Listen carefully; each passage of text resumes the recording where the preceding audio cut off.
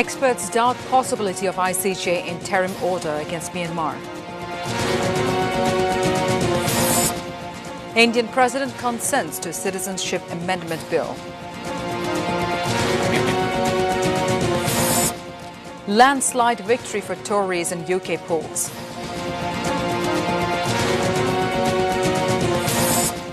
Stage all set for Awami League's council on December 20.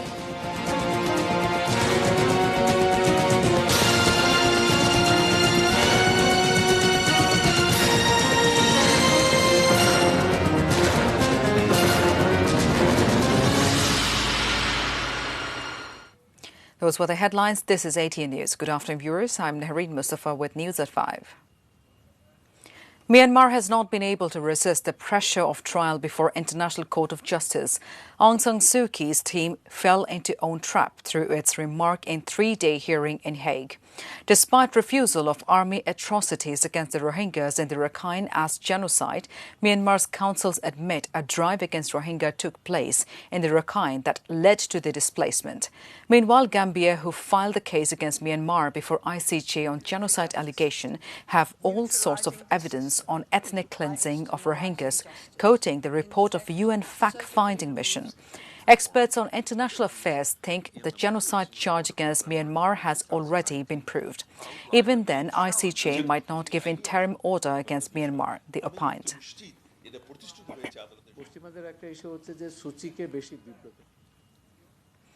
Indian President Ram Nath Kovind has given his consent to the Citizen Amendment Bill 2019, turning it into an act. According to an official notification, the act came into effect with its publication in the official Gazette on Thursday.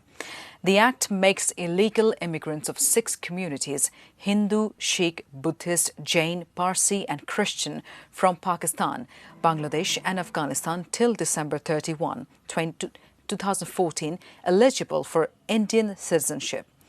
The amendment is not applicable to the tribal areas of Assam, Meghalaya, Mizoram or Tripura as included in the 6th schedule to the Constitution and in the areas covered under Inner Line Permit. The Citizen Amendment Bill was passed by Rajya Sabha on Wednesday, by Lok Sabha on Monday. Meanwhile, 5 people have got killed in violence in Assam during a protest against the bill. A motorcade Bangladesh High Commission has come under attack in Guwahati of Assam as protests against the Citizenship Amendment Bill broke out on the streets amid curfew in the Indian state.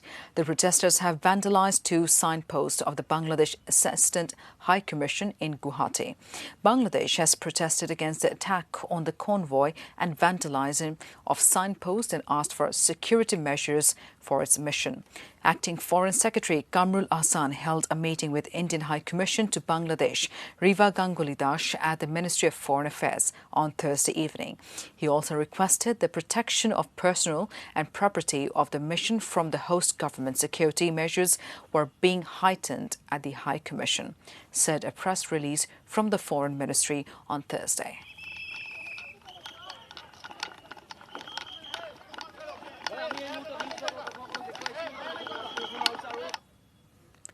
Incumbent Prime Minister Boris Johnson, Conservative Party, has registered landslide victory in Britain's general election. Although Labour Party leader Jeremy Corbyn has won in the constituency, he has announced his resignation as party chief, conceding defeat. Meanwhile, Bangladeshi origin British citizen Tulip Siddiq, Rupa Haq and Rushnara Ali all have registered win in the polls. Numan Mahmood Rahman brings you more of the Arpan Moitra's report. The number of rejected ballot papers was 93, and I hereby declare that the said Boris Johnson is duly elected. Making the exit poll survey right, the Labour Party has suffered its most ever disappointing defeat to Prime Minister Boris Johnson's ruling Conservative Party. After 1987, it is the biggest ever victory for Tories and the worst ever result for Labour after 1935. We're dealing with projections, but at this stage, it does look as though this... The result gives British Prime Minister Boris Johnson the mandate to rally the necessary support for Brexit next month. Home Secretary Priti Patel said the Tories will take quick action for implementation of Brexit. I want to also make it clear that I will not lead the party in any future general election campaign. Meanwhile, Jeremy Corbyn said he is set to step down from Labour leadership. At a press conference after winning from his constituency, Corbyn said he will not lead the party in any election in future. Corbyn has registered a massive win in North Illington. He has secured 36,604 votes. Despite Corbyn's win, the Labours have failed to get the desired result. Since then, the several leaders of the party has been talking about Corbyn's resignation. Tonight's results clearly are extremely disappointing for the Labour Party. However, the Labours are blaming Brexit policy for such result, rather than blaming Corbyn. This duplicitous, gutless, reckless Prime Minister has been elected on one issue alone, wrapping himself in the lie that he is the only person to get Brexit done. Jeremy Corbyn said, despite resignation from the party leadership, he'll continue as lawmaker. I'll just say a few words. I'll just say thank you very much to Patchwork. Bangladeshi origin British citizen Tulip Siddiq, Dr. Rupa Haq and Rushnar Ali all have won the polls from their respective constituencies. Tulip has been elected from Hampstead Kilburn constituency, while Rupa Haq has been elected from the Ealing Central constituency for the third time. Besides, Rushnar Ali have registered victory from Bethnal Green constituency of East London. And it's right that the court... The thumping victory is a real sigh of relief for the Conservative Party. Now, it is time to see whether the Tories led by Boris Johnson can pass the acid test of knife-edged Brexit done. Get Brexit done. Noman Mahmudur Rahman, ATN News. Stage is all set for Awami League's council in December 20. Leaders and activists from all levels are now toiling hard to make the grandeur event of the ruling party successful. The subcommittees formed for the council are passing a very busy time, holding series of meetings. Leaders and activists from different units across the country are rushing to the capital to aid their central leader in making the gala event successful. The central leaders of the party are now busy in giving final touch to the preparations of the event that will elect new committee of the party to steer it for the next few years.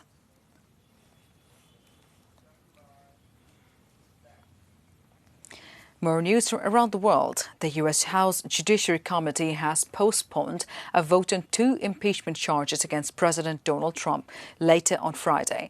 The decision was taken by Democratic Committee Chairman Jerry Nadler after 2 days of acrimonious debate.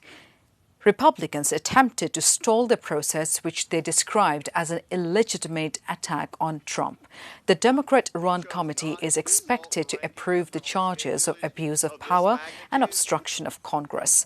A full vote by Democratic-run House would then follow next week, likely making Trump the 3rd U.S. president to be impeached.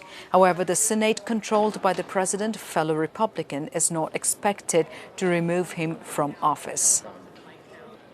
Ladies and gentlemen, I'm not sure what to say at this second. I've been in public life now since... Sports news. Rajshahi Royals has registered its second victory in Bangabandhu BPL. They have beaten Sylhet Thunder by 8 wickets in today's first match.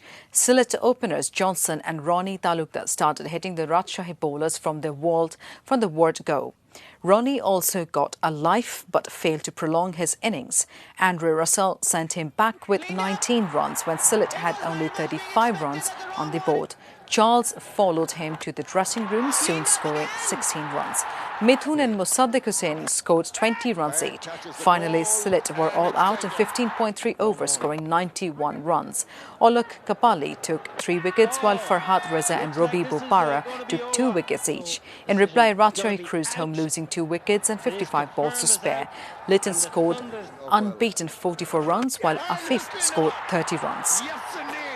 Exactly what the doctor ordered. Taking to off spin. Oh, that's gone many a mile. Short. That's over. And before ending the bulletin, the top stories once again.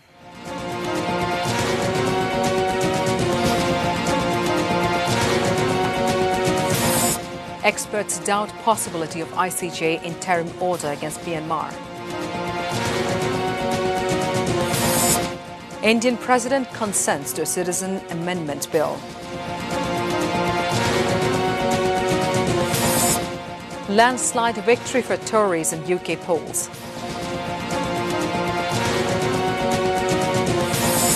And Stage all set for Awami League's council on December 20.